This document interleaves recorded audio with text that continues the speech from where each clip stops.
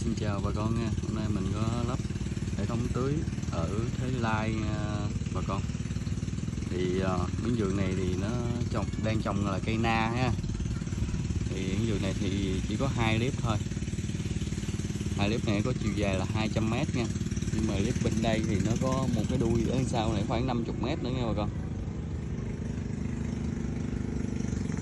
Đó, hôm nay là mình sử dụng toàn bộ là ống PVC hết ha.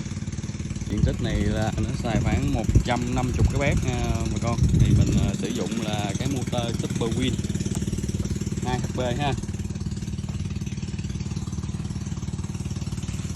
Còn bát hôm nay là mình xài bát TX 824, lưu lượng là 200 lít giờ nha bà con.